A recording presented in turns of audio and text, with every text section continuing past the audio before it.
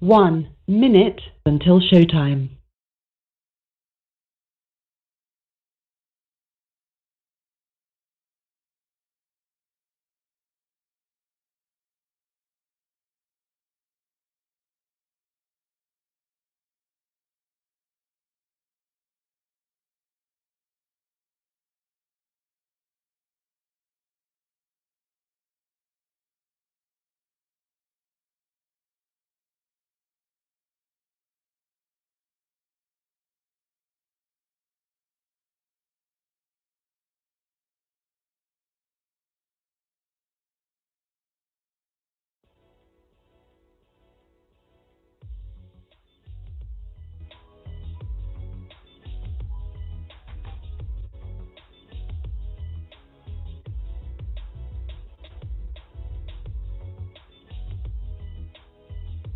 Your show will go live in 5 seconds. 4, 3, 2, 1.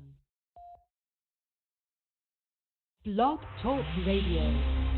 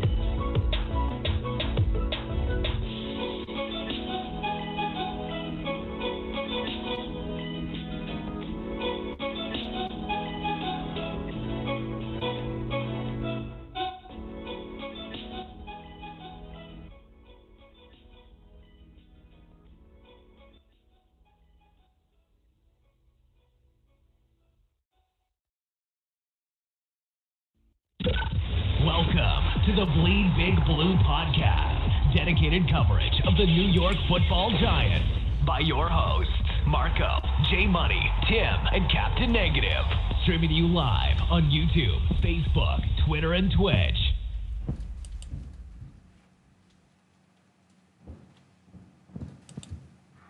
Four hosts, they bout to wreck shit like Marco. Addicted to the Giants like it's Netflix and Narcos. The CEO making big moves as per usual. Captain Negative calling everybody delusional. This podcast is number one. Like when you take a piss, so share the link and pass it. Like Big Jamaican splits and Mr. Make-A-Wish. The sophisticated click. I spit offensive lines, now Tim can take a sip of some beer because he likes the taste of it, right? Don't forget the New York Giants beat the Patriots twice.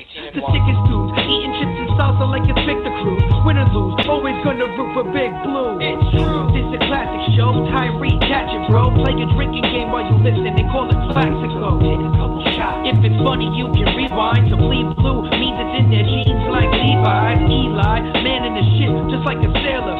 Captain, we attacking bum rush like Lawrence Taylor.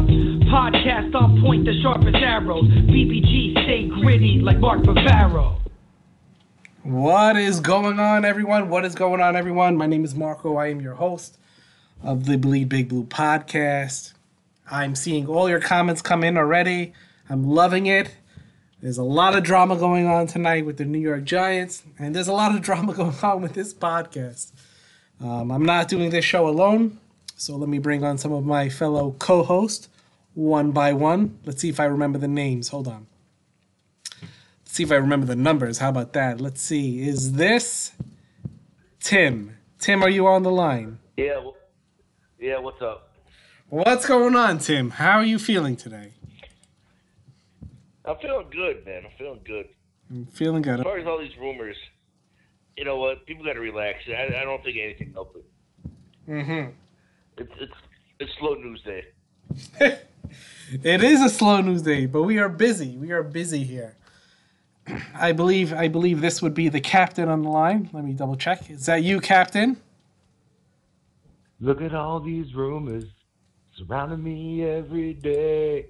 Mm-hmm. Ooh. Mm-hmm. Hey, man. Captain Negative. Hey, listen. Here's what I'm gonna open up saying. I'm gonna go completely away from the Giants and away from the mystery of this whole alter Twitter account that's going on. Completely confused by it. I'm sure we'll get to that. But here's what I'm going to say is I know our DMs got a little testy. It got a little heated, right? And I got to tell you, right? I don't you can't with the text you never get tone, right? And I got to tell you that the negative tone that you probably got in reference to everything I was saying, and I know I probably came off it like a dick, and you guys were probably like, wow, what a jerk. And I got to tell you, I meant every single word of it the way you took it. You fucked. I was waiting for it. I like to set up. Yeah. I love you guys. I love you. You know I love you. You know I love you. You know I love you. But I love you. That's all I'm going to say. I love you. Just know when I say that stuff, just know I love you. It's from like a brotherly love stuff. Like man, I talk to my brother a lot worse. Just know that, okay? Love you guys. All I and you do infuriate this morning, me. you happen to catch me. You happen to catch me get a little pissy this morning. I started getting a little pissy. It's with like the 3 versus 1. It's like maybe we should take on this Navy guy. Maybe we need to interview him and see if he's on my side. I need someone to back me up. Son of a bitches. I love you. Listen. Well, they don't hear it every day. No. They don't hear our messages every day. They you only guys get hear the show. Right. We should post the screenshots. Like post the imagine the screenshot. show 24/7. No, it got heated, dude. That was different. There was 24 hours there where, like, it was awkward for a second, right? Where it was just like, holy shit, this guy's crazy. Like, he's insane. Like, we love the Giants, but this guy's gonna have a heart attack. That's exactly what we think. Oh my god. So But waiting for Haskins to not get drafted. And Oh, I don't know my if you're God. I don't think you're going to make it to the draft. Right to the emergency room. I think we would Right to the crumble. emergency room. I think we would Yeah, crumble. right to the emergency room. All right, Just let me. tell your wife that she's a backup. So The whole family's on standby with this whole thing, Yeah. dude. For the whole family, I walk around the house muttering to myself, like it's unbelievable. People just stay away from. They're like, uh-oh, something's happening. Stay away from them. I go into a zone on my phone, and oh my God, I care too much, you bastards, and you make me feel so bad. Oh, do we? If you guys want to know when he's in that zone, all you have to do is look on his Twitter. Oh. So, gentlemen, the phone lines That's what he's in the zone. the phone lines are already lit up. Let's hopefully we get some nice Here we go. a little 9-year-old breakdown. Let's go to 571 first. 571. Who is this? I have to be very cautious when picking up the phone today. Good point. Good point. 571, man. Silence. I see your game. Hello? Yeah. Hello? Hello, you can hear me? Yeah, we got you. Oh, wow, man. Look, man, it's my first time calling in. I saw the show online today. I figured I'd call in, but there's a couple things on my mind that I never What's hear your name? Where you about. calling I from? I don't understand why people don't feel like I don't understand anybody who feels like we need to wait. Hold on. Hold on. What's 571. your We got him. Where you We got him. calling from? We got him on mute. We got him back on mute. Let's try this over again. Ready? Yeah, come on. We need this personal show. Let's go. All right. What's your name and where are you calling from? Oh, Yeah, my name is Gonzalo. Yeah, I'm calling from Virginia, my man, right outside D.C. All right. Here we go. Okay. All right. Yeah, man. I mean, I'm a lifelong Giants fan. I grew up in Patterson, New Jersey. You know what I'm saying? So, I mean, looking at the stadium, long story short, man, we need Haskins. I don't know anybody that thinks we need to do anything different. I know we need an O-line, but I don't understand why we can't do free agency. We got a great one coming out, a great right tackle. And then, the Giants are looking smart right now. We're going to get Saquon Barkley in the last draft and turn around and get our franchise quarterback for the next 10 years and pick up an old lineman, and we're right there. I mean, you look at it. If they take Haskins, right? Exactly. I mean, if they don't take Haskins, the concern is that you're gonna reset. They're gonna take one of these other guys late, and if one of those guys, I mean, that's a dangerous proposition because are you banking on a Jones or one of the other kids late? Does that put you out of play in 20 and 21? No way at all. I don't believe in that at all. We get Haskins at all costs right now. I agree with you. I agree with you. I agree with you. And then after that, I mean, great linemen come out in the second round. Why can't we go get a second round? Someone drops late. Free agency, we get a second round lineman. After that, we have a potent offense. I don't see why. If you look position per position, with Haskins, we look just like the Chiefs. And look at their defense, it's not that great. We're not that far. We get rid of Olivier Vernon. We get rid of Eli Manning, and maybe you hold Jack Rabbit for another year, and you fill up some pieces in free agency. See, I think that they're in position. I think that they're in position right now to right the wrongs of last year. And for as much as I think Saquon Barkley is a generational talent, I still think that he's a running back, and I still think the right move would have been to either trade back, considering the roster, or a quarterback. But you took him, right? So now if we're gonna make it right, I agree with you. If we're gonna make it right, then you got to address the quarterback spot, right? And if you move heaven and earth to get Haskins now, even if it costs you a future first, you have to look at it this way. From a realistic standpoint, the Giants are probably not 1 through 53 a roster that you can say next year is ready to go from 5 wins to a Lombardi trophy.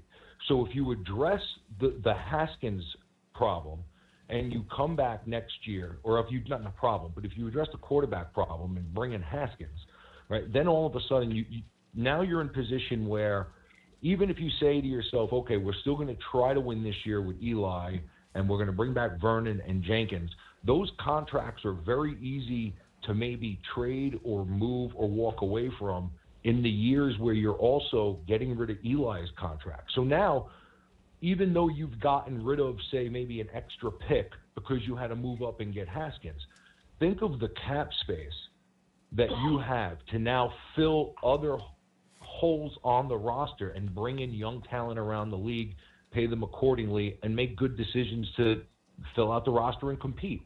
So you're not far away. You're maybe 2 or 3 years away from realistically saying, we got a shot, but you got to handle the situation now at all costs. You're 100% correct. 100% correct. And honestly, to keep Eli around for $20 million, just for him to sit there and talk in this kid's ear for 4 games, and honestly, do I want Eli telling him to check it down every single game? Well, I don't think there's anything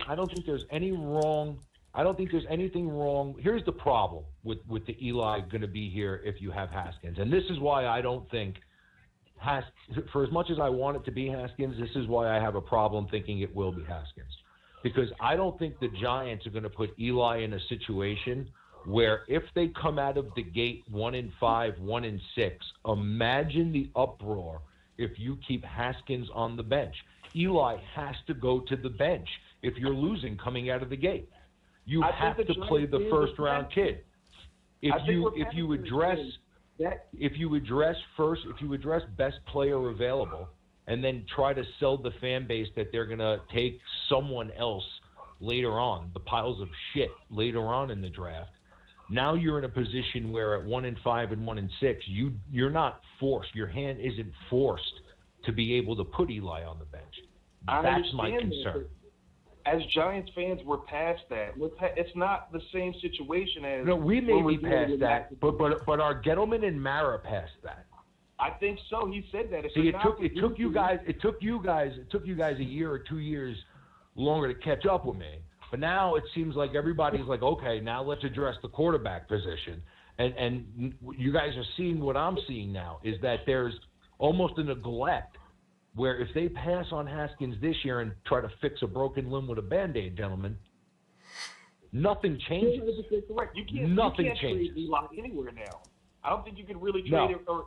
Or next year, you can't trade Olivier Vernon if he doesn't put up 9 games with 9 sacks.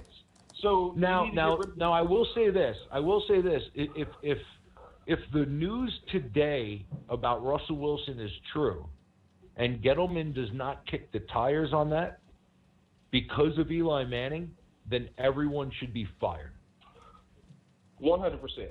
100. I thought about because that if you're trying to sell me win now, I think the numbers came out today of all the quarterbacks. They're graded all the quarterbacks in the NFC East, and Eli was dead last.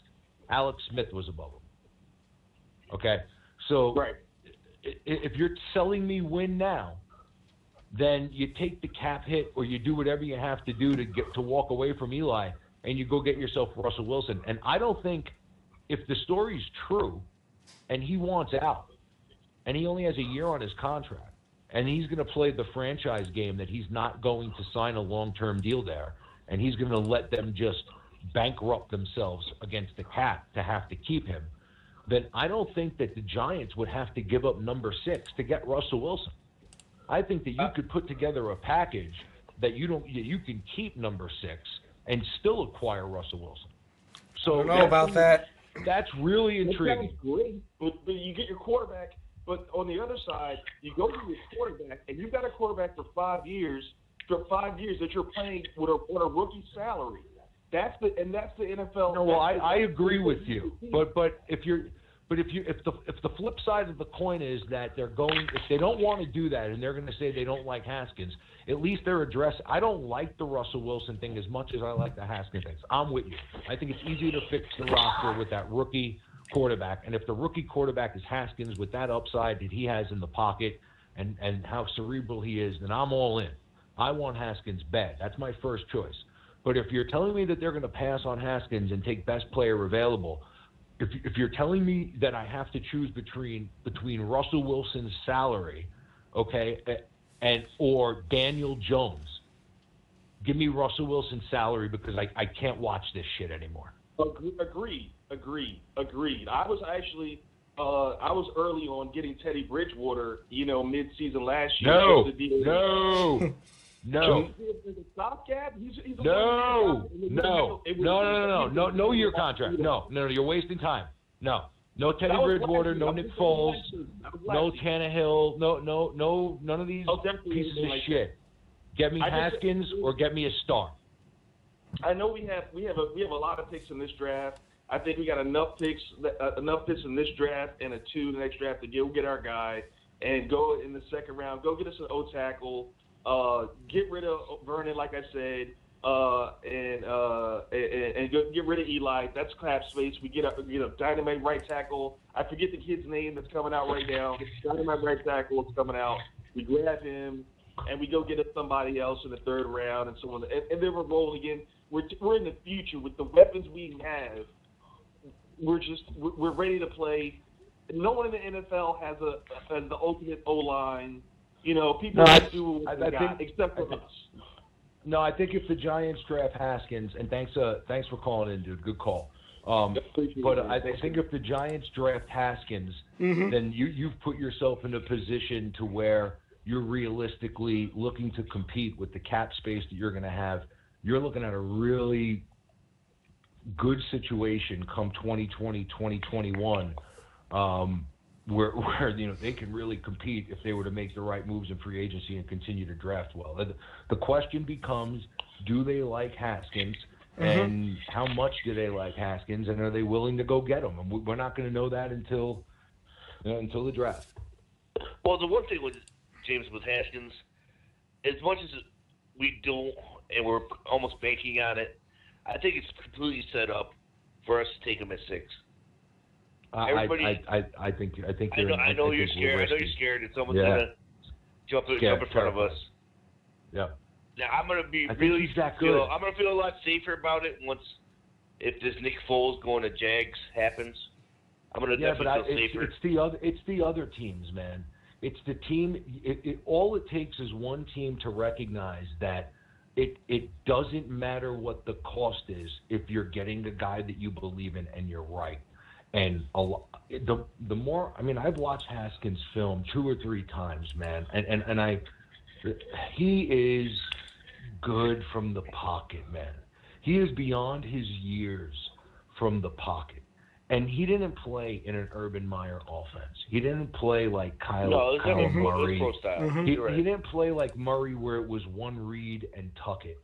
This guy was making NFL reads and throwing the ball with anticipation into windows and making tough throws. And that Ohio State team was not a very good football team this year. He lifted them up. And the kid's got something, man. And when you watch him play, you can see that. And if they don't, yikes. Well, if they don't, they don't. But it's, who knows who they like. But as far as you saw us on Haskins, I'm good with Haskins. I think perfect running back or perfect quarterback for us. And it seems like the players already want him anyway. Saquon's already pushing for him, and that's what you want to see. This guy's already pushing for him. There's a lot of tweeting back and forth between them. Exactly. Yeah. A lot of tweets. And like I said, it was weird last year when everybody said Saquon was going to the Giants. We wanted to keep denying it. Like, no way they're going to do that. And it winded up happening. This year's the same thing. Haskins has been in every mock draft to the Giants that I've seen. Yeah. Well, I think it's going to be interesting when he visits them. He's made it abundantly clear. And he wants to be a Giant. That he wants to be a Giant, right? And if I don't see how you bring that kid in and you see, it's not even I'm a big eye test guy, right? Like I'm not a combine guy. I don't give a shit what 40 they run. Like I want to watch them play football, right? And when I watch him play football, he's impressive. But when you get him, like when you see him in the film room for a kid his age, like you have to remind yourself, like he's 21, like he doesn't speak or break down film like a 21-year-old kid, right? He's beyond that. And he's been beyond that. If you read about him, he was doing this shit in the 6th grade. James, what do you think? On Friday nights, he wasn't going out and partying in high school and shit. He was going and breaking down film in like simulators and shit, man. I mean, this is a kid that's always wanted to do that. So if you bring him in and he conveys to you that he's always been a Giant fan, how important it would be for him to learn, how he's willing to learn from Eli, how he's on board and wants to be the face of the franchise, and he's all about studying and putting the team on his back. And how do you not go get this kid, man? James, I got a question for you.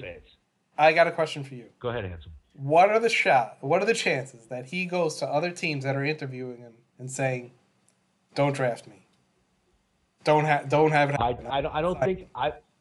I don't think that the people around him are smart, then they're telling him to go into the Giants one-on-one and convey that is fine, right? But when you're going and meeting with these other teams, the last thing you want to do is put yourself in a position where you don't know what the Giants are thinking.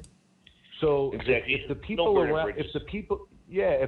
around him are smart, they're telling him, you know, you may feel that way about the Giants 110%, but you need to tell every team that you feel that way about them as well. Because you're only doing yourself damage. If the Giants don't like you, think of the stigma now surrounding you. And think of how much money you cost yourself. Like for each position you're slotted in.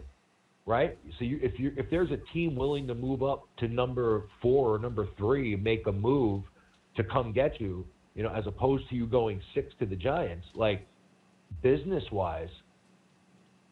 So if he's getting good advice, then no, I don't see him doing that. I don't think he's stupid enough to do that. It's worked. He's a smart kid. Giants quarterback before. It has, but when you see I'd be surprised. I'd be really surprised if he played that card. Like, I don't want to play for anybody but the Giants, because it's just a bad. My heart would love it, but I just think it's a bad business. If you ask 23-year-old Jimmy, I would be like, fucking yeah, do it. Fuck him. But like at 42, I'm like, man, that's a bad business decision. Like that I don't know. I wouldn't recommend that to the kid. Yeah, exactly. Man, I'm 40. Yeah, make good business decisions. Oh my lord! So do you want to touch base on Landon Collins? Start with that whole side. I would imagine that we would have to, right? Right. Yeah. I would imagine that topic. Should we? The fan base may want us to touch on it. So you want to do it in chronological order? Yeah, go for it, Handsome. Yeah, I mean, that was a wild hour and a half, huh? ESPN puts out a tweet saying that Landon Collins is packing his stuff. It looks like the teams are not going to come to agreement, and it looks like that he's going to be playing somewhere else. So, of course, Twitter universe, Instagram blows up. The Giant beat reporters, majority of them is saying this is nowhere near being true. The Collins tweet was fucking great when I saw it. Oh my God. Am I correct so far? Yeah. Yes. Yeah, and this was like probably within like a 15-minute span of each other, 15 minutes or so. Josina Anderson comes out and says he said his goodbyes, lockers cleaned out, right? And then around 15 minutes later, Paul Schwartz and somebody else, but I think Paul Schwartz was the first one to say, if you're a fan of the Giants, you may want to pay attention to this. Like, not true. There's stuff in his locker. I noticed Ralph Vacchiano first with it, but it could have been either one of them. I noticed Schwartz first, and then I noticed somebody else, and then I think Vacchiano was actually third. I forget who the second one was. Maybe it was Stapleton. Maybe. I think that was this. I don't remember exactly, but if I had to take a guess, I would say it was him. But then Landon hit refresh with the retort. And Landon with the retort, bro. Quote. And I was like, holy shit, because you would imagine that he left Giant stuff there, and maybe the reporters are like, well, he left stuff there, and then he comes back and says, hey, I didn't leave anything there that I needed. There we go. Kiss my ass, Paul Schwartz. But what does that mean? What does that mean? Well, I take it as to who he wrote it to, right? Like, he didn't reply to Josina Anderson like, yeah, I'm going away for a little bit. I left some stuff in my locker, and I said my goodbyes because I'm not going to see certain people for 6 months. He didn't do that. Correct. He replied to Paul Schwartz and said, the shit I left, I don't need, yo. Like 100. Right?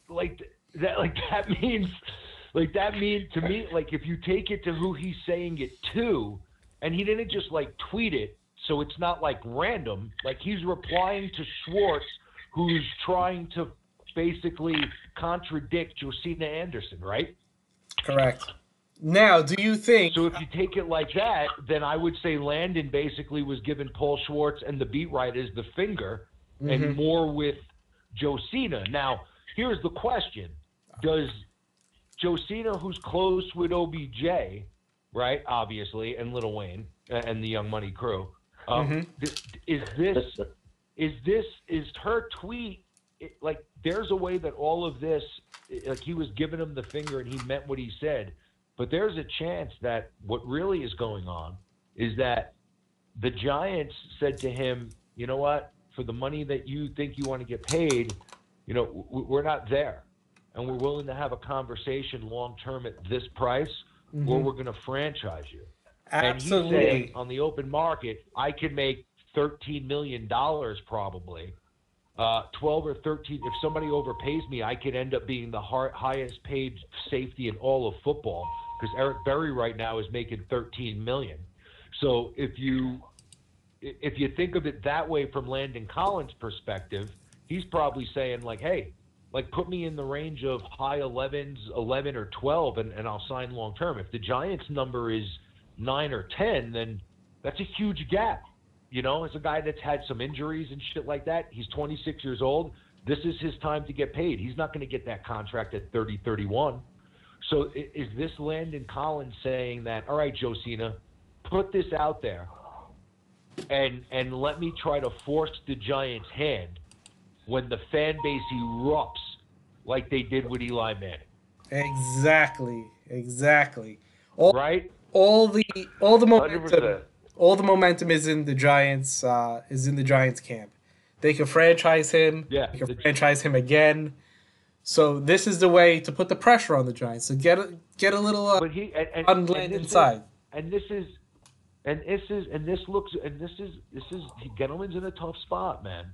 Because if you're gonna sell me two things, if you're gonna sell me the defense was the problem last year, then how do you let Landon Collins walk?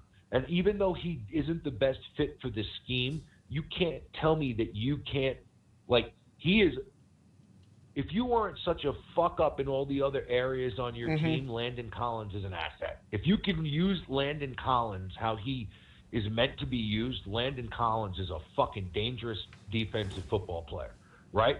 You can use him in the box if you have guys that can actually cover and not a circus going on behind you, right? So that's one thing. If you're going to sell me that, invest in good young talent, especially ones that you drafted and are leaders on the defensive side of the football for you. Second thing, if you were going to play this game and you knew this was going to happen, why didn't you fucking trade him and get whatever you could for him? I agree. I think it's all negotiation tactics at this point. From what I saw, exactly what you guys said, he doesn't want to be franchised, and that's what he's fighting right now.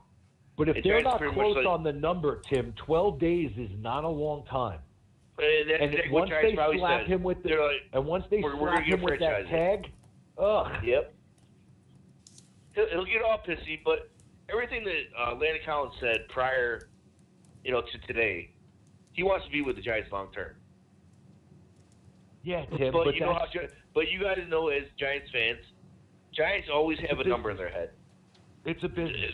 And I got Giants news always for have a you, number right? in their head. I got news for you, right? If I'm Landon Collins, and I can't wait to see how this thing unfolds, because if he and part of me hopes that that the Giants blow it and he ends up with another fucking team, just so I can hear him, because he will come out and call spades.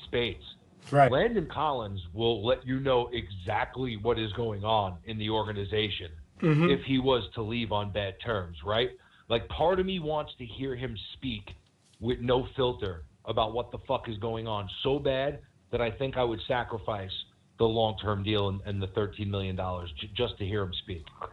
just he would have would there be no holds barred, Tim? Yeah, and I totally agree with that. He reminds me of he's our Brian Dawkins. Honestly, this is how Brian Dawkins used to be for Philly.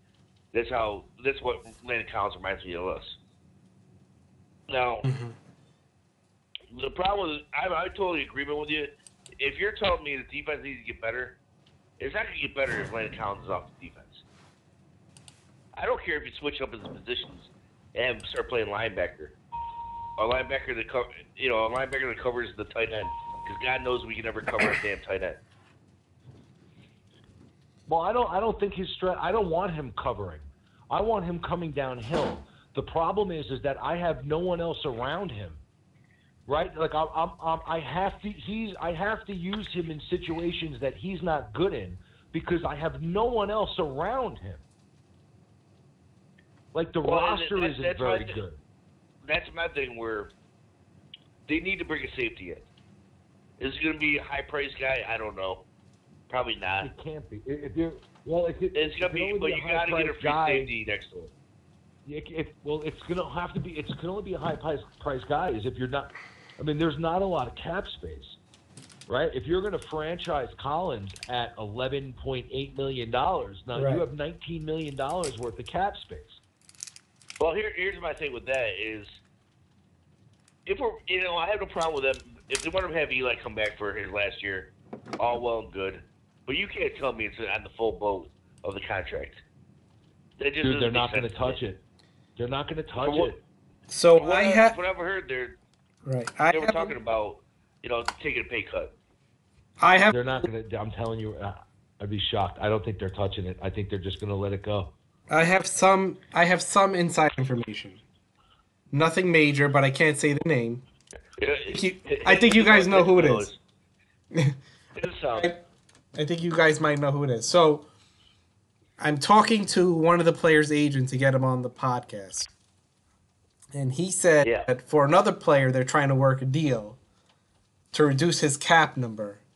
And that's the focus right now. And it's not Eli, but it's definitely one of the big four being paid on the Giants. So they're trying to it's got to be Verdon, right? I mean, they have to. It has to be Verdon. So that's justify his cap hit right now. That's what's going on. That was their priority, to get some money from there to sign a few of their in-house free agents. Yeah, but see, I don't. My thing is this: like, why stop there? Like, it always seems like it's like fucking half-assed. Like, if you can go to why can't you go to Eli? Like, what fucking voodoo does he have over the organization that no one can sit him down and be like, dude, I can't justify paying you this much money. But that's all I would say. Hey, Eli, you want to have a great last year with us, then you need to take a pay cut. I can't justify paying you. Do you want me to help you win, Eli? Do you want to? If I'm going to fucking bring you back, do you want me to help you win? Mm-hmm. I can't do it anymore, man. Help me help you. Like, why can't someone have that conversation with him? They're just going to pay him. I mean, it's $17 million. What's it, $17 million against the cap? How much is it against the cap? Yeah, it's something like that. He's getting... It's 17 to 20. I mean, he's practically running the team now. Fucking pay him $12 million and make him a team owner or some shit. They can't make a decision without running it past him anyway. Just make him part owner and pay him $4 million. GM. Let him totally fucking croaks. Oh man. Eli's 76. The problem is we're going to have to wait till I think he hasn't missed a game since 2030. The problem is that we all like him so much, and I'd like to be like, "Come on, man!" It's driving me crazy. It's like you have to. We know he's never going to get injured. It's just he's a robot. He's on my nerves. He's on my nerves since the bench. John May with the great comment. Eli got that Kobe Bryant contract. Oh, 100% correct. As a Laker fan. That's right. How'd that work out for LA? Not so hot. Yeah, exactly. Yeah. Well, Giants. Wait till March. Giants don't draft Lonzo Ball. The date. We'll find out what's going on with Eli's contract. So I think he gets a bonus at that time. Yep. You know who got a bonus today? Who's that? The bank. $5 million in the bank for Odell Beckham Jr. Do I have a cash? That's right. Do I have a cash? Thank God, we're gonna keep him. Do I? Can he stay off of Twitter? Can he put just God Almighty, with him, just God Almighty, just let them talk, Odell. Just let them talk and just play football. All right, let's. Was the big mood was I'm big mood now? Sort of like AB's big chest.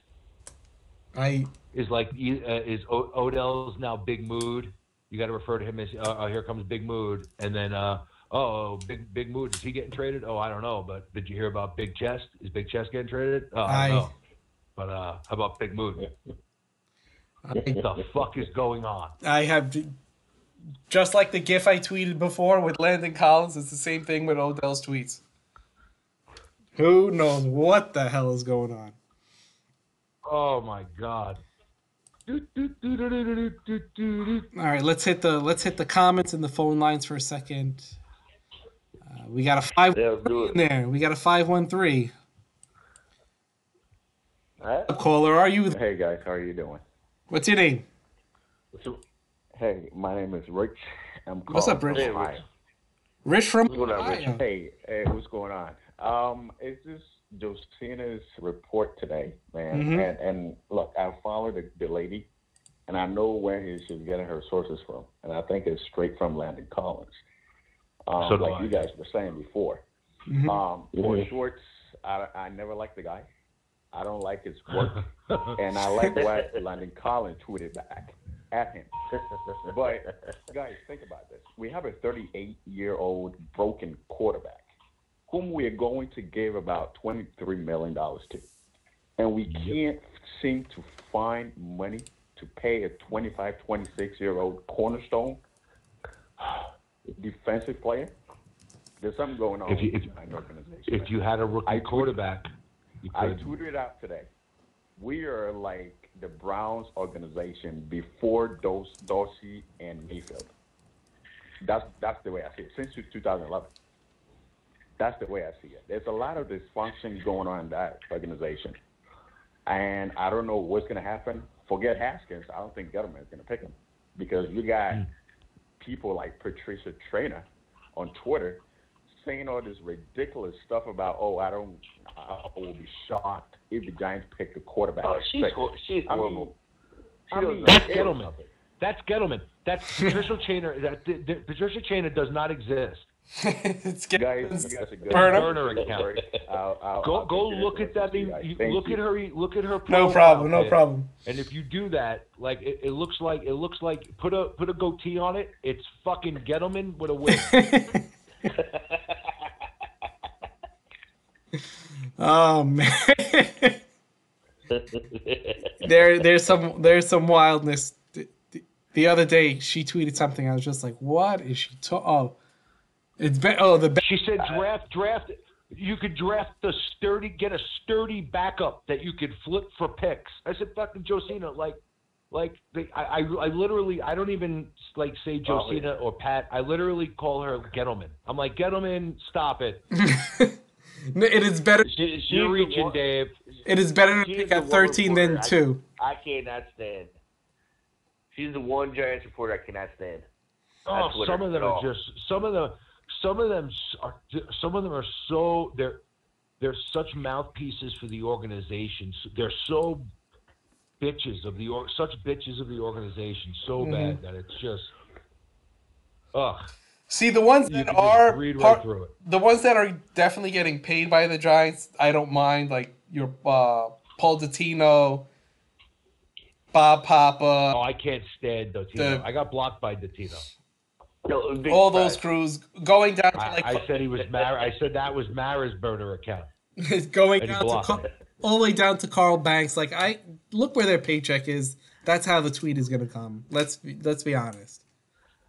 I let Banks I understand Banks that. is a pure. I'll tell you right now, if you look at Trainer's account, every veteran she actually could play for 50 years. Look at they never get old. She never wants to cut anybody. She's friends with everybody. So she never wants to cut anyone. Look at Trainer's account. Look at Trainer's account and now and read it from this is Dave Gettleman. You're welcome. Pure entertainment. Read it as Dave Gettleman. Don't forget Patricia Chainer. Like imagine Gettleman's voice, imagine the Boston accent, and just read Patricia Trainer's tweets to yourself. You're welcome. Put a little Yiddish twist in them a little bit. Yep, I'm telling you, bro. Speaking about Twitter, let's talk about my Twitter. What is? Yeah. Let's. And Marco, I don't know if you look on my somebody tweeted at me. There's another Bleedbigblue thing that tweeted at me, that said that was his account. I said at Cap Negative, like this is like my account, or did I like retweet it to you?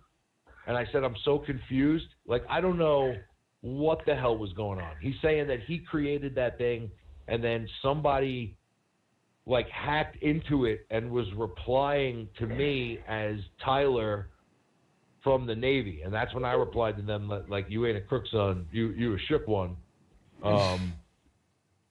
But weird. What is he talking about? I have no clue, dude. I was weirded out.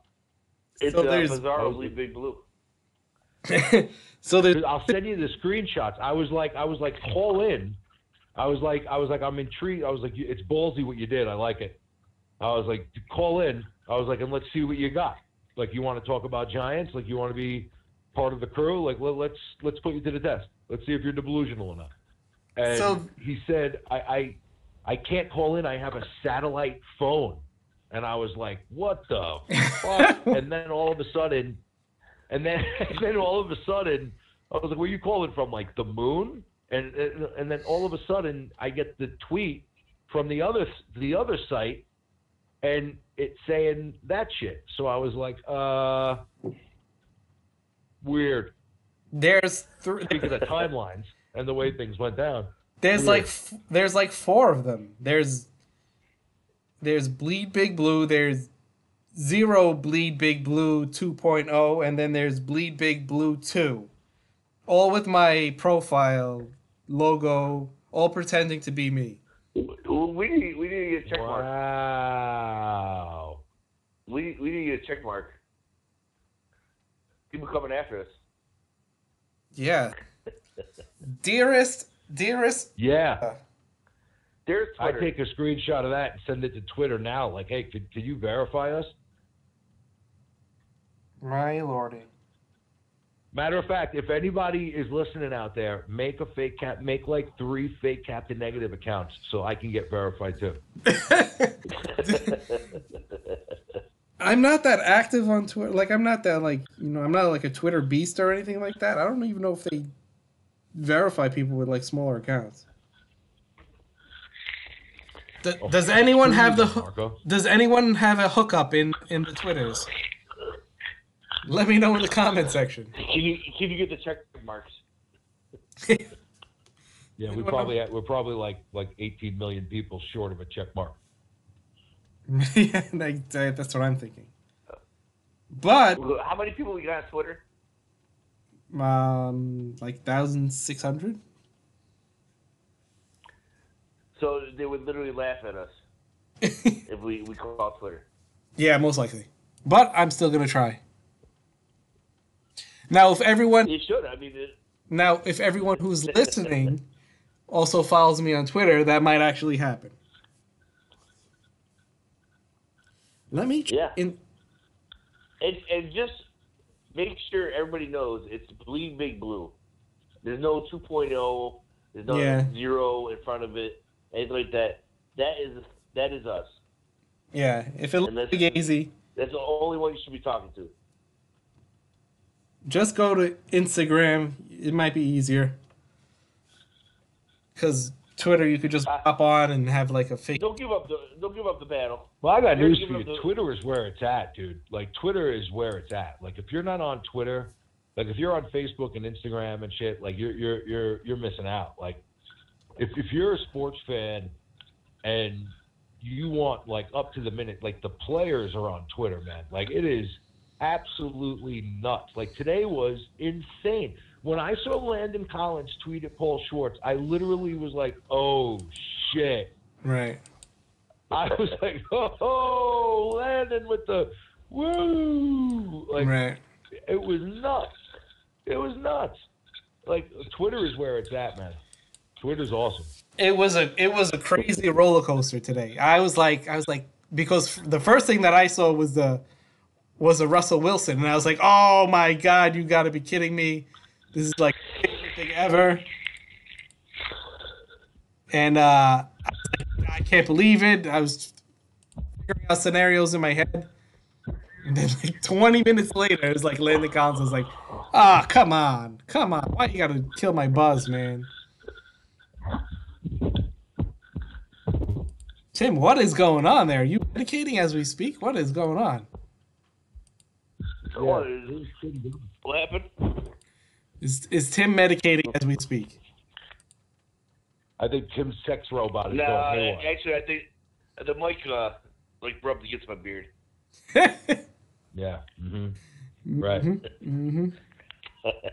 What's her name, Tim? You guys are going down with me. What's the sex robot's name? Oh my Lord. Timmy and his robot. Timmy. Did you see the report that the sex robots that are out now can be programmed to kill you? I did see that. No, I didn't. Yeah. So I just safe-proofed my house. I got plastic utensils.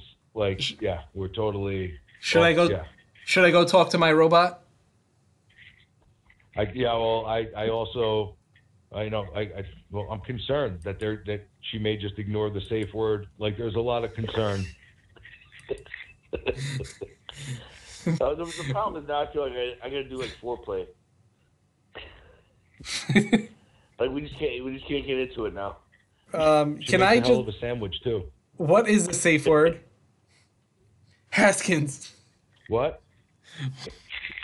What is the safe word? Studebaker. I caught that, Marco. I caught that. Darnold. Studebaker. Darnold. I said it 5 times. Darnold. Listen to my commands. Darnold. Brick City 101. Everyone knows who's Bleed Big Blue really are. Thank you very much. There you go, baby. Do people like the comment section actually in the video? I think I do. Anyone notice that? None of you guys notice that? No, you know how many teams are. It's just... I'm literally just sitting on a chair, chilling on my phone with the mic wired up. With Betty. Yep. Okay, everyone in the chat, give James his safe words. So far, we got hog mollies. We got die with a smile on your face. The hog mollies is what he's hooking up with. Why so serious? Yeah. All right. A bunch of people want us to break down what it would cost to actually trade for Russell Wilson. Oh, all right. Love it. I don't think it would cost us 6. Eli. Well, yeah. I mean, you would have to, right? So you're freeing up 17. You're freeing up $17 million against the cap if you were to do that, which all of a sudden puts a lot of other. Well, actually, I don't know about that. I don't know about that. You would have to. Wilson would be coming, you figure, with a contract extension, right? So maybe the cap number you can manage, and easily. You get some cap relief from the Eli not being there and signing Wilson to a long-term deal. But what the price would be, you're looking at.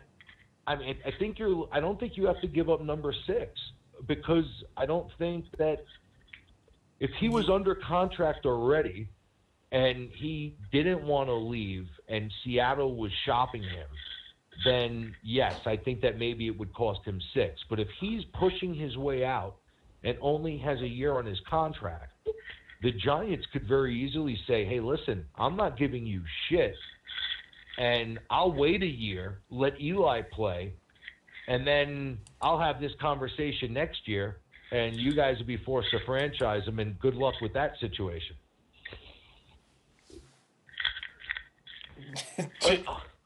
100%. But the thing is, honestly, what's it probably come down to? You would probably have to give him a first-round pick. No, you wouldn't. I don't think you have to give up a first round. I hope you're right. I think it's a. I saw somewhere the other day.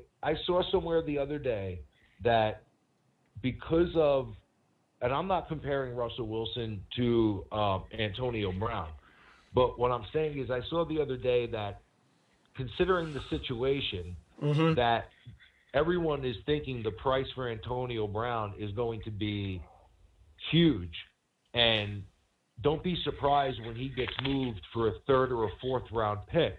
And I was shocked.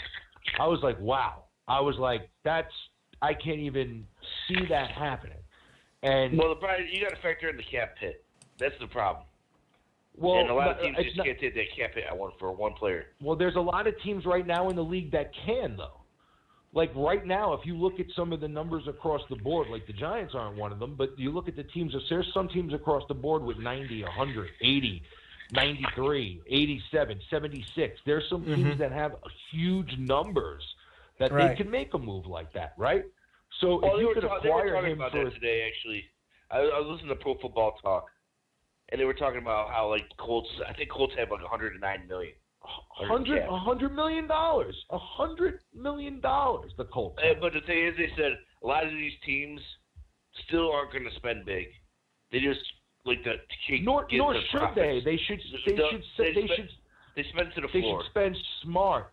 They should spend smart. These teams, like, if you're in this position with a rookie quarterback right now, you should. I don't think that you. If you're doing it with a rookie quarterback and a young quarterback, then you're in a position where you're not rushed.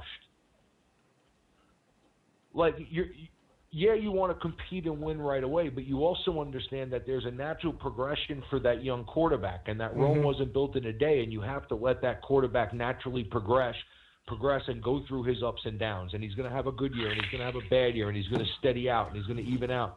And you want to see progression in him get better. So you don't want to go all in necessarily, which is why I think the Jets may possibly opt out of the Le'Veon Bell thing. I think that they may say, no, thank you, because of the fact that they may say, hey, listen, we're not going to throw our money at a running back. We're going to spend smart. If you're spending that money smart, you don't have to spend it all at one time. You could pick your spots. I think Le'Veon Bell, if my guess is Colts. But I think they're going to go a lot of defense with that money, but they have enough money to go him and defense. And if you put him with Andrew Luck, watch out. I also think San Francisco the only rumor I saw with Bell, though, is he ballooned up to 260 in this not playing. Well, yeah, he's gonna have to get back into shape. But so back to Russell Wilson. I honestly think that it would cost you. I think it would cost you maybe a second and a late round pick and maybe a player. I think you can get him for a package like that. I think you with 11 picks, I think you can get him for your second. I think you can get him for a couple of fourths or a fifth with it, and call it a wrap. And I think Seattle would be smitten with a deal like that. I don't know. I don't think Super Bowl winning quarterbacks come without the first round pick going with it. But if he wants might out, not be this year. If he wants out. But if he wants, well, then they'll hold on to him and they'll try to franchise him and do it that way. But if the team's not willing to give up a first-round pick at that point, then you're up Schitt's Creek without a paddle, son. Because that number with the franchise tag starts ballooning from 30 to 37 to 50. It's insane what that number becomes. Yeah, that's why I think the Russell Wilson thing, I don't think it's going to be an issue for probably another year. And if behind closed doors his agent is pushing to get him out, at what point does Seattle say, you know what? Think of it from Seattle's point of view, where if they can trade and get pick 36, along with what else they have, does it put them in position to trade up and move and get a quarterback that they like in the draft that they have? I think pick 36 to them would be very, very attractive for Russell Wilson, considering the one-year deal and considering that he wants out. But if you're Seattle, let's say you give up Russell Wilson for whatever the package. You're pretty much literally saying, we're in rebuild. We got rid of Russell Wilson. We're getting rid of Earl Thomas. There's nobody left on this team that was on the Super Bowl team. You're basically adjusting. You're basically adjusting. You're becoming the New York Giants. You're trading Russell Wilson to the Giants and solving their quarterback problem. Now they become a team that, with certain additions to the defense, becomes very intriguing with the pieces they have on offense. Putting Russell Wilson there to say, okay, wow, this is dangerous. This team, if the guy gets into the playoffs with Russell Wilson, holy shit, this is a dangerous team. And the Seahawks now become the Giants to say, okay, we have a mid to late first round pick. We have pick 36. We have a couple of more late round picks. Can we package some picks and move up and acquire, or do we use pick 36 and we take a Lock or we take a Daniel Jones or something like that? They're now in Giants mode. Right. And they want to rebuild with a young quarterback, free up some cap space, and they'll do it that way. It's basically a franchise reset for both. The Giants are buying the 5 and 6 window with Beckham and Barkley and giving them a quarterback in his prime and paying for that. 6 years, $180 million sounds pretty good. Extend them, get them to 36 years old, and you're set. And you say to yourself, okay, let's go. We got Barkley, we got Beckham, we got Wilson, we got Ingram. Let's get some other pieces. Let's draft some defensive guys over the course of the next couple of years. Let's bring back Collins now that we have the cap space. And you say, let's reset and let's go get another ring. Or it's a complete reset with a rookie quarterback. A lot of people have saying, let's see, first 3 round picks minimum. We got a couple of those from a couple comment that. We have Definitely a second. Collins. Definitely a second. People would trade straight up Collins for Russell Wilson. You know what? Now that if they're going to lose Earl Thomas, that becomes. I saw somebody said OBJ for Russell Wilson, and I was like, that makes no fucking sense. If you're trading for Russell Wilson, you're keeping Odell Beckham Jr. You're not becoming a read option fucking offense with Russell Wilson and Saquon Barkley. You'll get them both killed. Wait. Hold Jr. there if you're going to make that deal. Hold on. I think I heard something. What did you say? If you're going to make the deal for Russell Wilson, then it would make sense to trade Odell Beckham. Whoa, hold on. Whoa. Hello.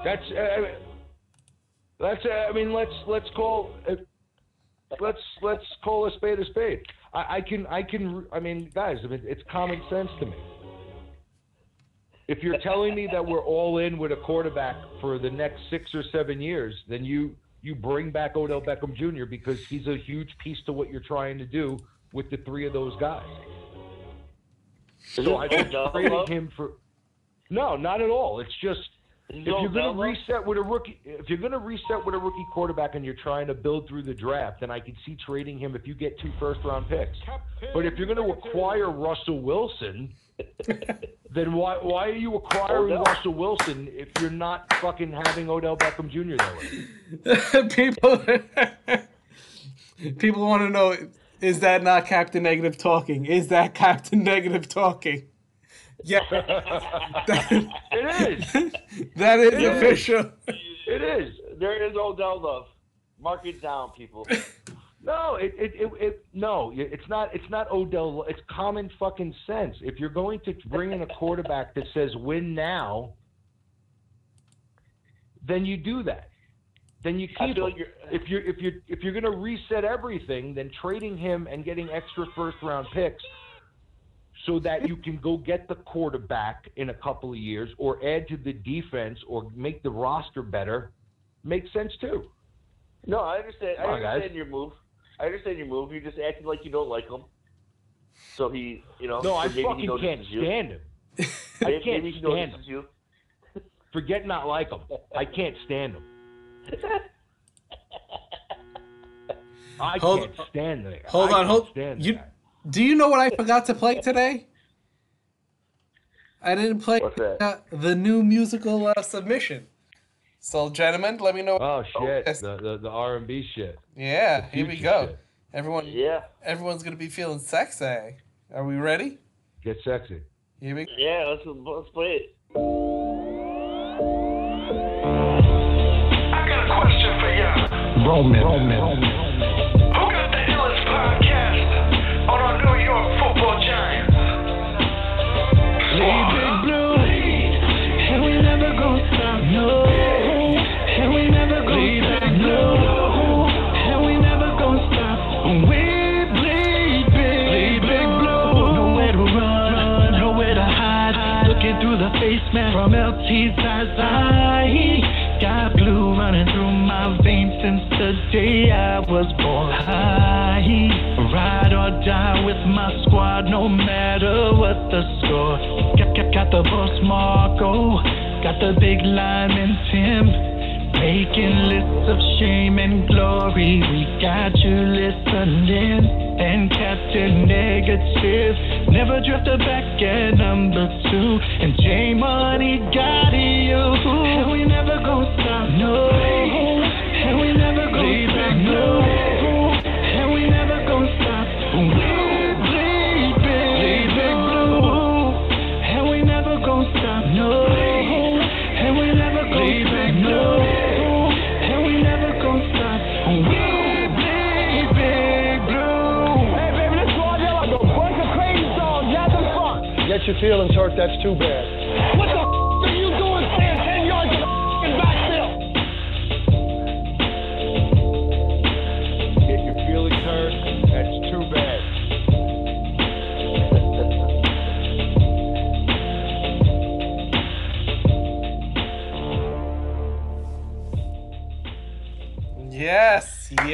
Yes. I do like the Parcells clip at that. Yeah, the Parcells stuff at the end is is nice. We're getting like all the musical. Yes, one.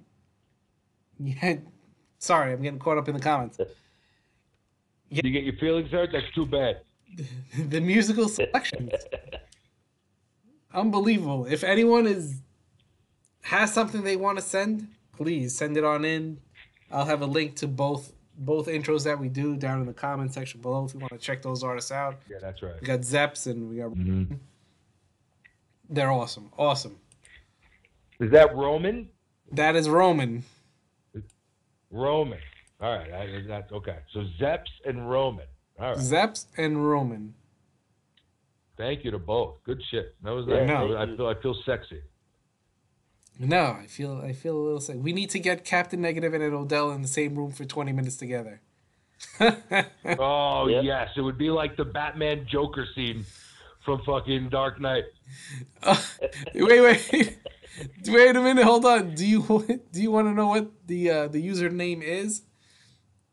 The username is Captain Negative Fanboy. For who? Who's that? That's the YouTube username, Captain Negative Fanboy. That's right.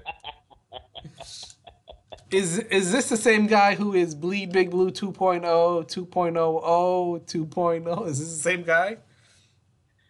Maybe I can get verified now. Captain Negative Fanboy, what's up? Stand up gamer. No, that's your burner account right there. I don't have a burner account. I'm all in. I'm a dick for my own account. I don't need I don't need fake accounts. Hypothetical from Stand Up Gamer. Odell plus this year's first for Wilson. Good trade. My friend? No. God awful trade. God awful trade. You are going to get this. Trade. And maybe, hold on. No. Where's the fail button? Where is the fail button? If Wilson wants to leave and he's telling them he wants to go to the New York Giants, Seattle is in a very bad spot as a franchise. That's not a situation that you want to be dealing from. And you don't really have, you could ask, they'll ask for a first round pick and Gettleman will tell them, guys, like, we didn't even think anything like this was happening. This is your guy telling us that he wants to come here. Why am I giving you a first round pick? All right, I think on the line we have Captain Negative's Fanboy at 352. Uh-oh. 352, are you there? No. Is this Odell? Is this Odell? No, not Odell. Okay. Is this Captain Negative Fanboy? It could be. You want me to be Odell? No. What's going on? I want you to be whoever you want to be. No, I just had a question for you guys. Sure. What would be? I tuned in kind of late, so I mean I apologize if you guys have already talked about this. No, not a problem. What would be in regards to all of this, what would be your ideal situation? Would you keep Collins? Would you like to see Wilson come over? Would you like to see Odell go somewhere else or stay? What would be the ideal lineup, I guess, for next year? Easy for me. For me. Go ahead. I'd like to see Russell Wilson. I'd like to see Landon Collins both on the team. Well, what about Odell? Yeah, of course. Russell Wilson equals Odell. Yeah. Right. That's a package deal. Have Russell Wilson. Yeah, that's a package deal right there. Just to switch it up and be a dick and be negative, I'll go the other way. I've done a lot of research on Haskins. I had Haskins. These guys will tell you I had Haskins higher than Herbert before Herbert said he was going back to Oregon. I have been on Haskins a long time.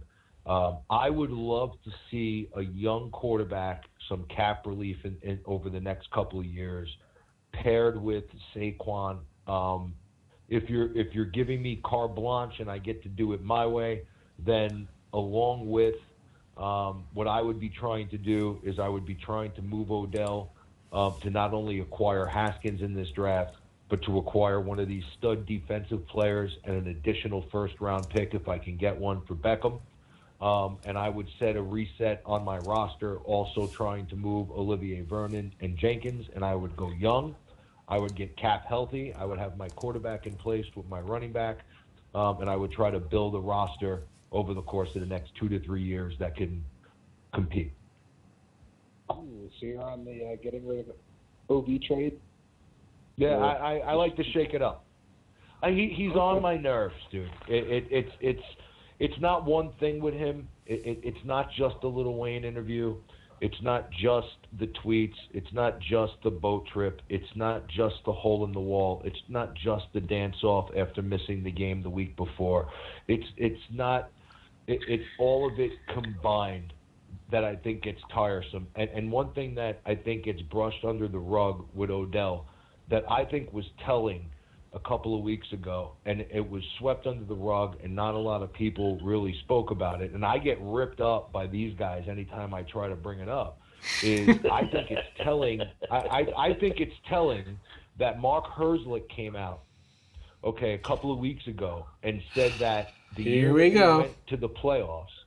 I think it's telling, man. I think that you have a guy that, while Herzlich, you guys say he was only a special teams player and screw Mark Herzlich, and it's like, okay, well, hold on. He was in that locker room. That defensive unit was very, very tight. And if you remember that year when the offensive players went and made a joke of everything on the boat trip, the defensive players was on point.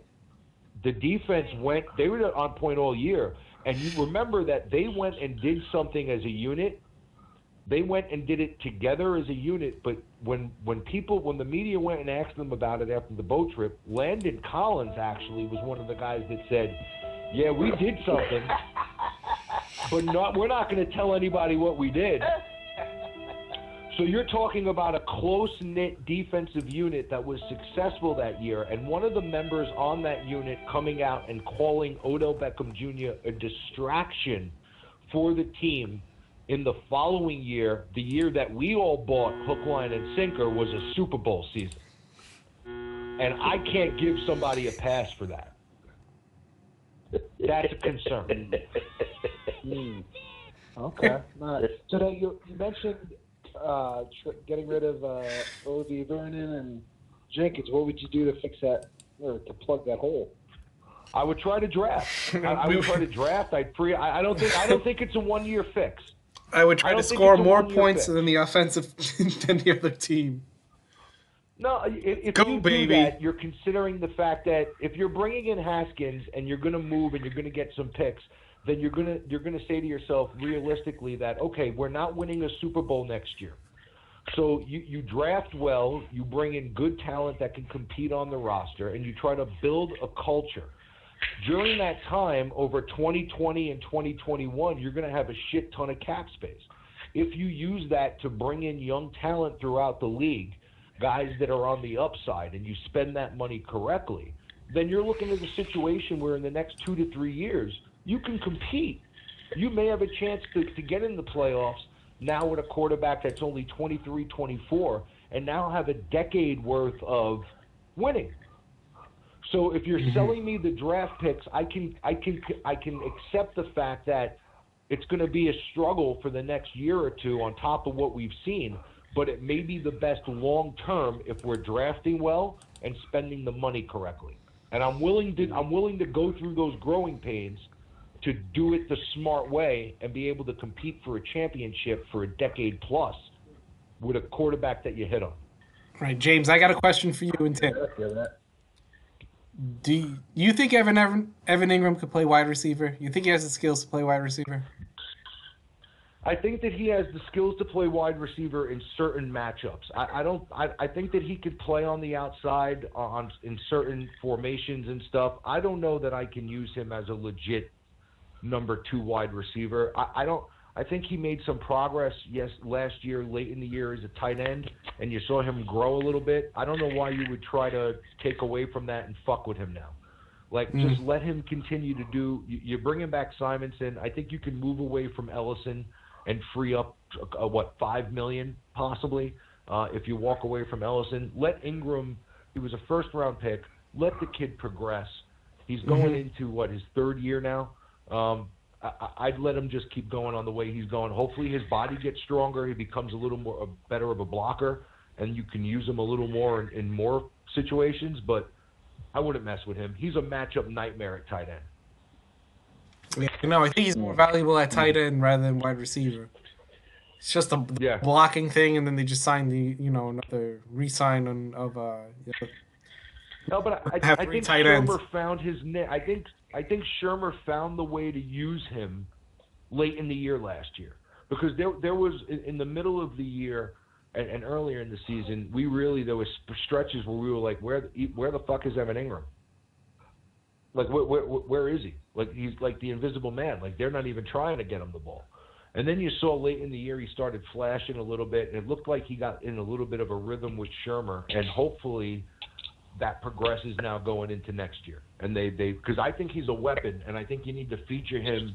He needs to be targeted 8 to 10 times a game, in my opinion. Totally agree. Yeah, no, I look at all these offensive weapons that we have.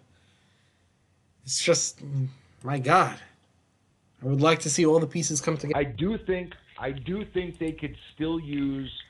You know who intrigues me? I'll tell you who intrigues me. Mohamed Sanu intrigues me. You don't think it's a little because I think that too late? What's up? You don't think it's a year or two too late for Mohamed Sanu? I think for what we need him for, I think for what we would need him for, no, I don't think it's a year or two too late. Like, I think that if you had one of those big body wide receivers on the outside that can go along with him and just move the chains and be a guy there, or a possession receiver, and what you're going to get from him, like you're not expecting Mohamed Sanu to get 1,000 yards and 100 catches or 80 catches.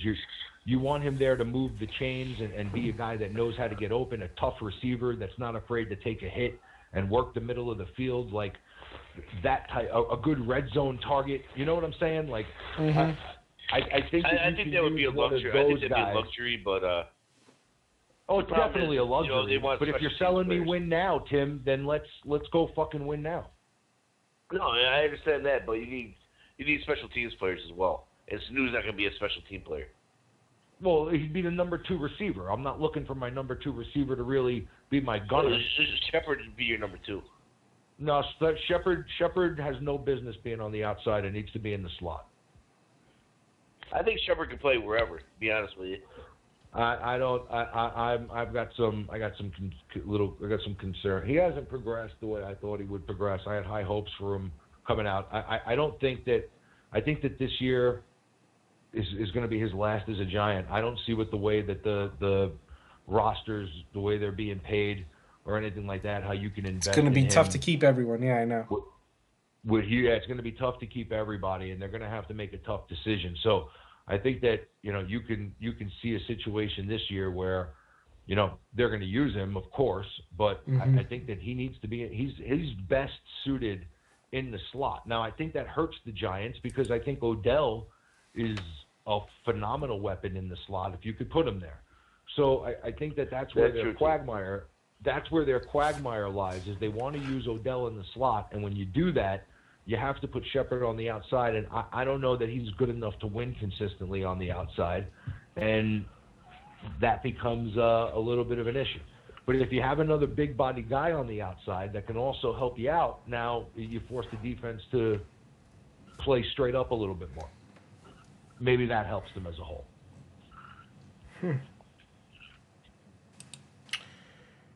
Just throwing it out there, trying to figure this all. Well, I don't even know if I read that Sanu. I don't know if technically he's a free agent, but I heard because of his contract, I think that they may have an opportunity to walk from him because they have Ridley now, and Ridley had a very good rookie season, and you look at places where maybe they could save some money.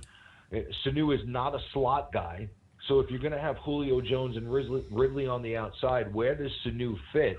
And you would think that even if his contract, it has to be movable to where they can walk away from it, you would think it's a matter of time and that he may be one of the guys that becomes available in the next couple of weeks. So he's a guy that I had my eye I would say on. it's definitely a possibility because it all lines up. I think he was a Jersey kid. I know he went to Rutgers. And think of the fun you could have with him on the offense with Barkley, Russell Wilson, Odell Beckham Jr., and Sanu, because Sanu could fucking sling it. Mm-hmm. Think of the play. Think of think about Sanu and some of the trick plays in Cincinnati that he was a part of, and now put him with. It would become the fucking Globetrotters. We'd be fun to watch. Well, if Russell Wilson was our quarterback, it'd be disgusting because he's been throwing to nobody.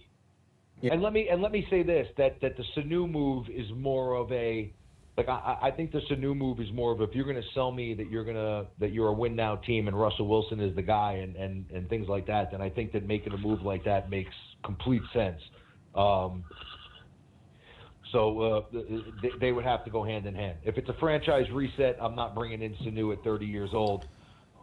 It would make no sense. So let me guess how you would keep it. You would OBJ, Shepard, Sanu, Corey Coleman. You let Latimer go, and who's our next? Who's our fifth? I could find somebody. You find a guy that you find a good spec. You can bring some guys in that can compete, and whoever's better at special teams is the guy.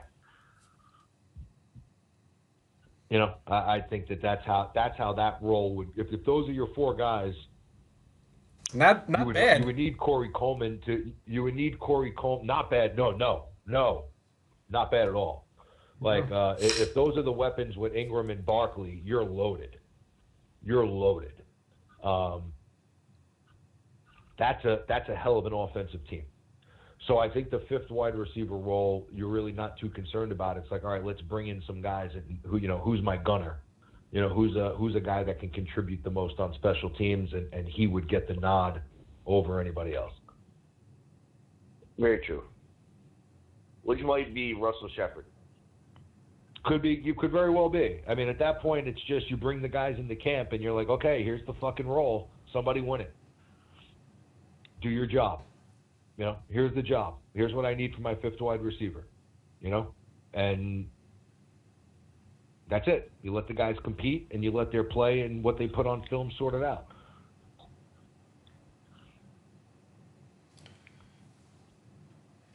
Let's see what people are saying. Part of me wants them to have such balls and just go get Russell Wilson. Oh, my God. Dude. For as much as I love... It would be awesome for us, but how can Seattle sell that to their fan base? I don't know how. Well, they very easily. Yeah, I think they could, because it's not them saying that they want to walk away from Russell Wilson. It's Russell Wilson saying that they want to walk away from Seattle. Like if I'm a Seattle fan right now, I'm going, fuck this guy, trade him. You don't want to fucking be here? You want to go to New York? You want to go to the big city with your wifey? Oh, go ahead, go. Go ahead. Who the fuck needs you? Go away. You're gonna walk anyway in a year or two because we can't franchise you for more than a couple of years, so we're not gonna have you. You don't want to sign here long term. You're going to protect yourself and not go balls to the wall because you're worried about your next contract? Why are we doing this to ourselves? Trade this guy. Yeah. That's what I say about that. I mean, bring him on. Yeah. If we're as a Giants fan, if one of our main guys came out and the story came out that the big city was too much for him and he wanted to go play in a smaller market because his wife was from a smaller market and they wanted to go play with Tennessee. Later. You're like, fuck this guy. Trade him to Tennessee. Yeah, goodbye. That's why I think it's an easy sell for the Seahawks front office, and I also think that's why the situation doesn't warrant a first-round pick. 1-year deal. He wants out. He wants to go to a certain team. Why am I could wait a year or two and get this guy for nothing. I still have Eli under contract. I'm in no rush, Seattle. Here's what I'll give you. Let me know.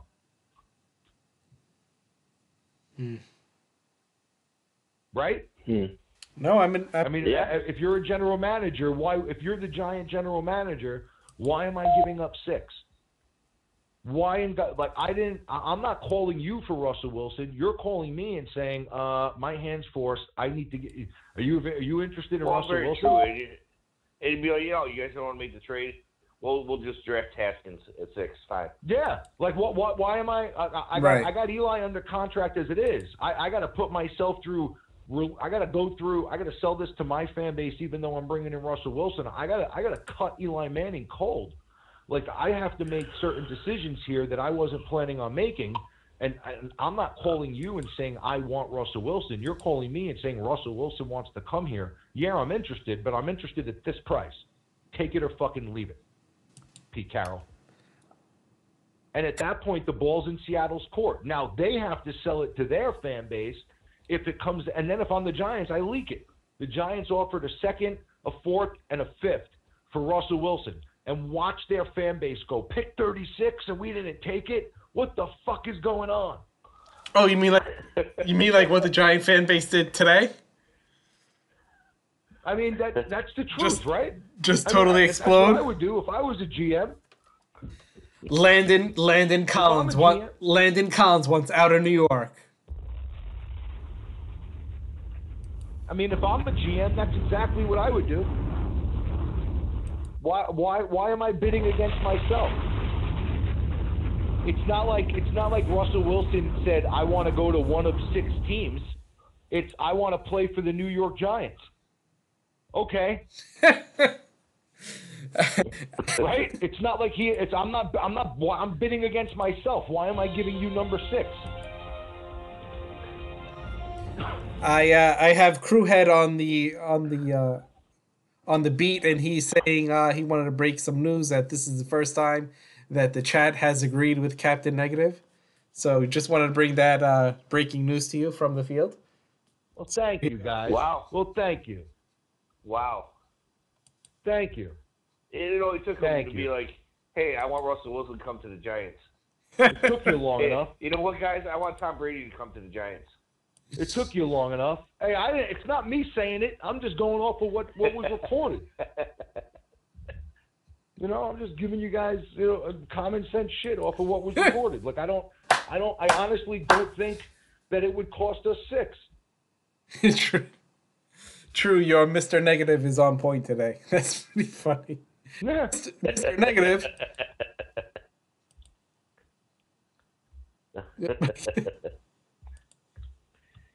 Wow, there's a lot of. First of all, I heard some Odell love today. You really haven't been that. You really haven't been that negative. Hey man, what you get is you get truth from me. Okay, you get truth from you get exactly how I'm feeling. You get truth, and you get what would be in the best interest of the team, dude. What happened? Not my feelings. What happened to our argument this morning? You got me heated up this morning with messages. Now you're all calm down and chill.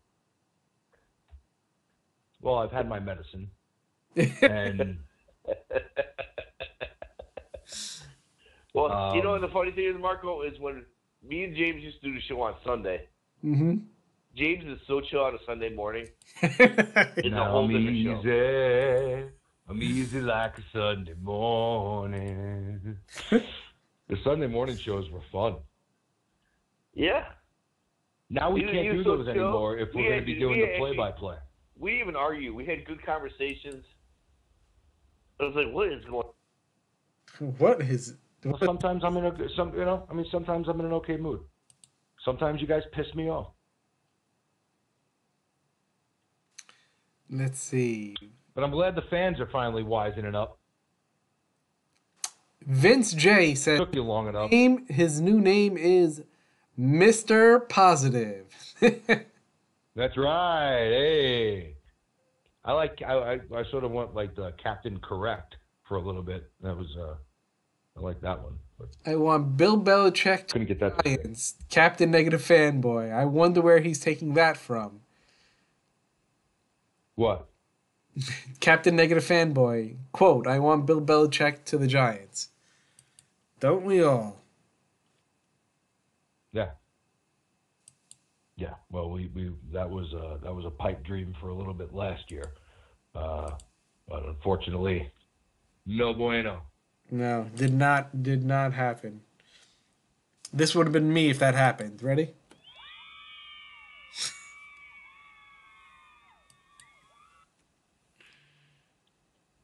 If I, you're getting a lot of love in the comment section, James.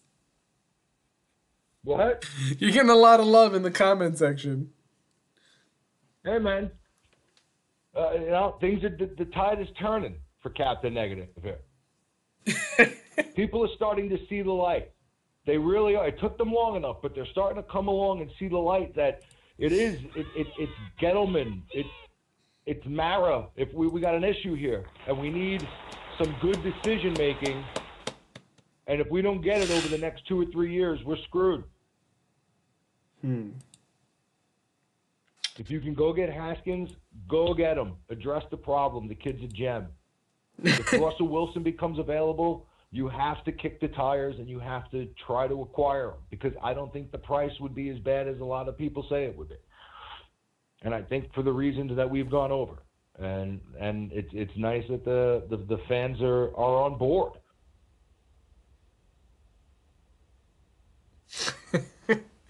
Oh, man, the comment. Tim got disconnected, I think. Tim, are you there? Maybe. Tim he sent a message that he got disconnected. I think Betty killed him. Timmy, when you call back in, Tim, let us know. I think his sex robot went haywire. Tried to kill him. Knocked him in the head? Tried to choke him with his beard. Say Darnold, Tim. Darnold! If you're listening, say Darnold. Oh man, so funny, so funny. What a nice little show we had today, huh? Very nice show, Marco. It was a very nice little show. People are saying true. I don't know, for some reason the alerts weren't showing up. Usually if someone subscribes or something happens, we get a little notification. I really want to do something. It's working. For the family, for the LT Foundation. Yeah, we are. We definitely are. And I don't know what to do. I'm lost. I'm not good at that type of stuff. Captain Negative just flies around in circles. I need a GPS. I get way too crazy and nuts with that shit. But I definitely want to get something going where we can reach out to the fans and get them to see if they want to donate along with us as part of the site to the LT Family Foundation and all they do. They do a lot of good all around. So I want to try to kick tires on that this week and see if we can get something rolling, or if you guys have any ideas surrounding that. Yeah, I think we should do it during a podcast. Anything that comes in, go right there. I'd like to, yeah, but I don't want to limit it to just that 2 hour. We can start it off. Maybe we'll do it. Can we if we were to open up, I don't even mind opening up an account so that it's like a PayPal that you can use where people can maybe donate, or we give them a link and they can, send us, whatever they want to send us, and the money just sits there, and then we use that account to send the money, because I could PayPal it directly to the Lawrence Taylor Foundation. They have a link directly on their site. So, or if you wanted access to it, whatever we had to do. No. Honestly speaking, I want a little less access with it. If they just give me the PayPal name, I could hook it all up. Hold on, I think I'll give you the link. I'll open the account. I'll send you, and then once I have the information, I'll set it to my PayPal, and then I'll send you the link for it, and then we can possibly have people, tell them what it's for, and they could send it directly, and then I saw when we went to the Family Foundation website, they actually have a PayPal link. We probably could just look up their email, and then send them everything as a thank you from Bleedbigblue as for a donation for all the good stuff that they do. I think that would be. I have no problem doing it. I'll get it going if you want me to. Yeah, no, we could easily get something going. That's not an issue. I really wanted to send Tim to camp. I would love to send Tim to camp. Wait, is this Tim calling back in? Hold on. Tim, is this you? 631. Hello? Hello. Oh. Hey, this is Thomas. How are you guys? What's up, Thomas? You're going to be the last caller of the day. How's it going? Great, fellas. Thank you very much. Listen, don't hang up on me when I say this. I'm a diehard Cowboy fan. However, I'm a football fan first. Okay. Go ahead. Mara has to be turning over in his fucking grave. Oh, did you read my tweet earlier in the week? Go ahead. No, I'm just saying, I'm a football guy. There's no way, you want to know, they're trying to get rid of Eli. No, you cannot get rid of Eli. He's a classy quarterback. He can still get it done. I'm going to give you a game last year. You guys went into Denver with nothing. No Odell, no nothing. And Denver had just throttled the Cowboys. And you beat the crap out of them. West Coast offense, short passing, no worrying about getting Odell, the hot tub guy, the ball. There's no way. If Parcells was still around there, I'll tell you what would have happened. And it's nothing against Saquon Barkley, because you don't pass on a running back like that. Get me out. Parcells would have traded that number 2 pick and Odell Beckham to anyone who had an open ear for billions of draft picks. You guys would have gotten a left tackle. You would have solidified that offensive line because those 2 running backs were great running backs, Perkins and Durka. Now you still have no left tackle, and you give Beckham all of this money. Let me refresh this with Beckham. First 3 years in the league, okay, he put up numbers. Him and Jarvis Landry, top receivers. Last I checked, you're supposed to do that. What did he do in the playoffs? He couldn't catch a cold. Then he's injured. And then in the year, his last year of his contract, you give him all of this money? No, you let him play out his last year. Okay, subpar this year, you're injured again, we're going to franchise you. Then if you produce, now we'll open the door for you. But what happened in the process? No left tackle. You let your backup quarterback go in Davis Webb, and that whole thing is just a disarray all over there. Hey, and I'm a Cowboys fan. I agree with you on certain points. I agree with you on certain things. I don't think that. I think they should have traded back last year. I would have tried to do it separately than Odell. Hey, hold on. Together. Who's the wide receiver that you guys? I mean, the Cowboys won the last game of the season on the freak play with Beasley. But who's the wide receiver that caught those 2 one-handed catches down the sideline? And they were both they were both touchdowns. It was Shepard, wasn't it? No. Not Sterling. No, not Sterling. Another Latimer. Was it Latimer? There you go. Latimer. There you go. Latimer. The catch was great, but let's not overlook this. Eli threw that ball like a quarterback is supposed to. That's what I don't agree with you on. I think you're crazy. I think that you could look at a couple of throws that Eli made and been like, "Hey, nice throw." I think, but when you go look at the first 8, when you go look at the first 8 games of the season, Eli left a lot. Hold on, wait a minute. They just paid Solder a shit ton of money. The kid from New England. So, yes. Well, not the kid. The old man from New England, but they paid him a shit ton of money, and they brought him in. So they told us, and they tried to sell us that they addressed the left tackle, and I don't think the line was half of the issue that it was if you go back and look at the film and watch the first 8 games. When I watch the first 8 games, I see Eli Manning throwing low and behind a lot of receivers, running drag routes across the middle. I see Eli can't get the ball to guys. Here's the question, there's a couple, Odell back of the end zone, wide open, misses him. I mean, but here's the question: horrible throws and horrible. Here's the question: a 2 and 3 step drop back with a solid offensive line. Eli can sit there and scan the field, but no left tackle, no offensive line. That 3-step drop back number now becomes 1.5. I think I think the line is. I think the line is an excuse. I think you need to go back and watch the film from the first 8 games of the season. No, listen, I'm not a Giants fan, but you don't put that on Eli. I'm not putting everything on Eli. I'm not putting everything on Eli. But when you're paying somebody that much money, he has to be able to mask certain deficiencies. You're going to realize that when you guys have to pay Dak a shit ton of money. that your quarterback is now being. Do that. We're good with that. Well then, I'm telling you, we they're going to do that. We can still get Dak for the league minimum for the next 2 years at $19 million a year. I'm telling you, they're going to pay him because you're going to have a problem playing that game with Dak Prescott. He's going to want a long-term deal. So he may not get what he wants, but you're going to pay him a shit ton of money against the cap. And when you do that, you're going to have to.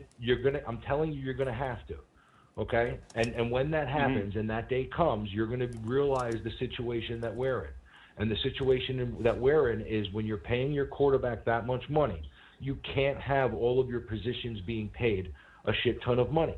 You have to have a quarterback that can mask certain deficiencies and raise your roster above its talent level to a certain degree. And that pressure is going to fall on the shoulders of Dak Prescott to where they're taking hits on the defensive side of the ball let me and maybe some positions on the offensive side of the ball where he has to make up the difference. He's now being paid to. Okay. And Eli cannot do that at his age. Let me ask you this, That's the situation we're in. Say even with Dak, right? Besides Tom Brady, and I'm a numbers guy, man. Besides Tom Brady, do you know who has the most victories in the NFL over the past 3 years? Drew Dak Brees. Prescott. Dak Prescott. Is he fancy? Okay. No. Is he lighting it up like Drew Brees and Aaron Rodgers and the kids? So why wouldn't you want to? So then why wouldn't you want to pay him a shit ton of? And you don't think that he's going to want a shit ton of money? Yeah, but I was reading into this. I checked it out because I had an argument with someone on the Facebook page. I'm a Cowboy fan, but I'm not a moron. Listen, Dak is taking the credit, but, and this is a big but, even when Romo was there, our offense has always been predicated on the run. The Cowboys, even though they don't make the playoffs and they trashed, they're averaging 4-point-something yards a game and maintaining clock control.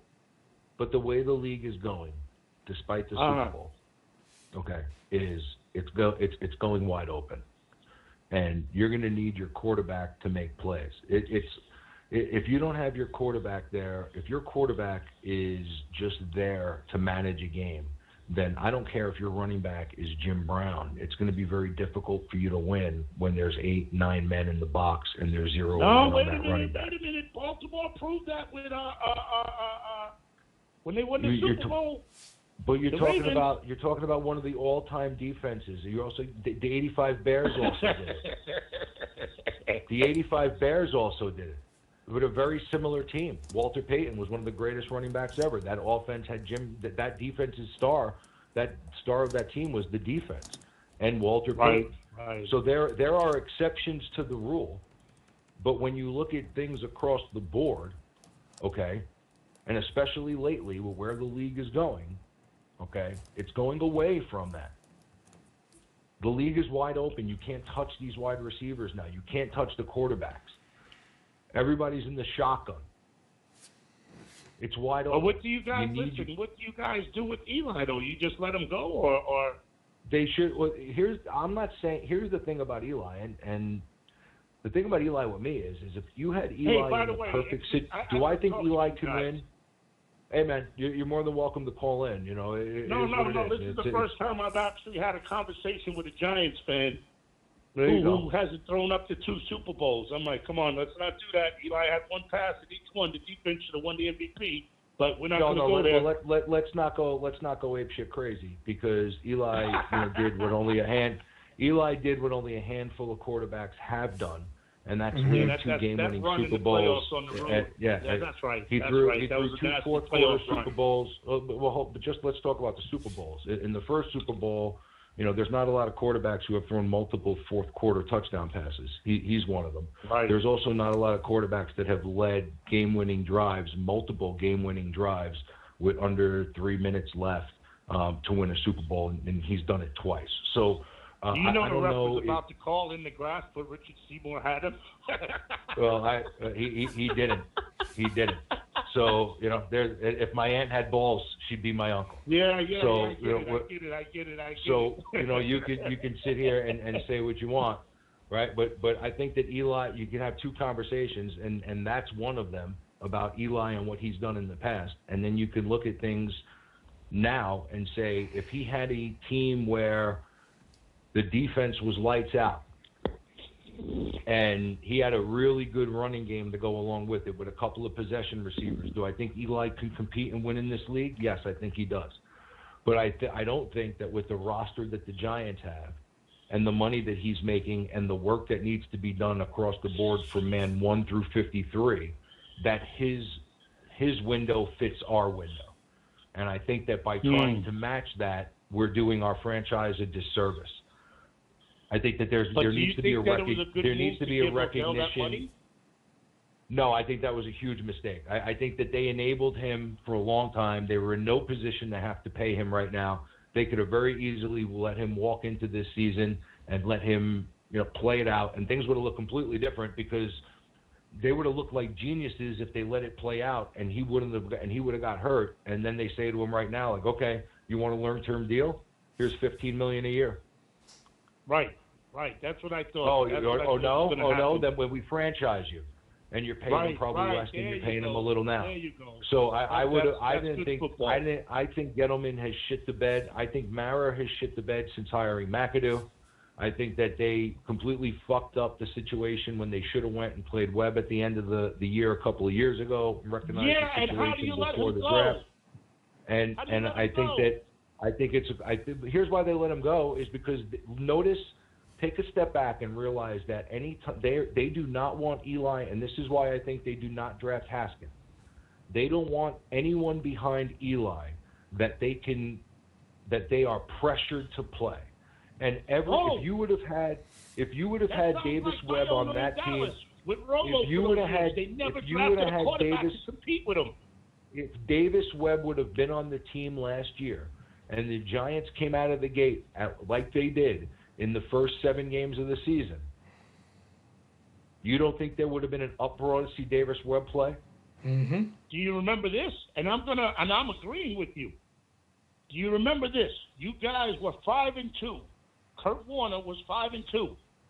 They took Warner out from the starting. 5-4. Check it out.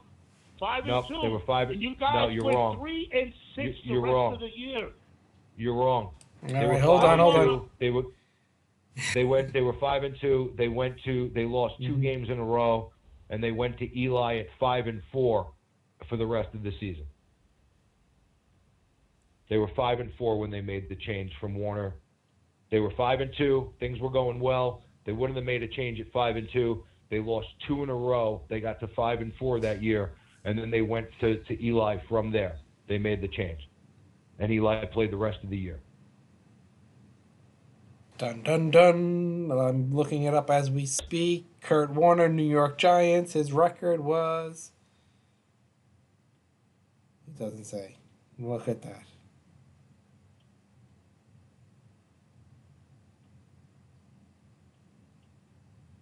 Well, that's that. Jimmy, Captain. Yo. Let's call this a wraps.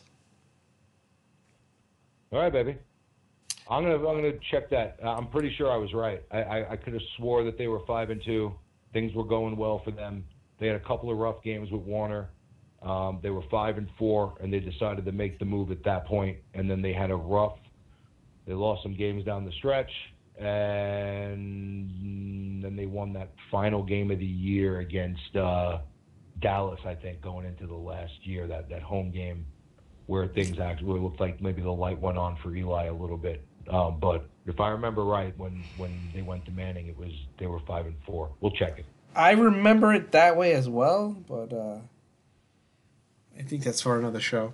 Yeah, there would have been no reason. That was a team where you brought Warner in, with veterans around them, where you were selling them win with a rookie quarterback learning behind them. And at 5-2, it would have made no sense to go to Manning at that point. They had to lose a couple to be able to make that move. Yeah, today was a good show, I must say. People with the old caps safe word as Darnold in the chat is pretty funny. Darnold. And we will see everyone next week. Thank you, everyone who called in. Thank you for all the comments. Thank you for James, Tim, and Justin's on hiatus at the moment. But Big Blue. we will talk to you next week. Always. All right, peace out. Be good, baby.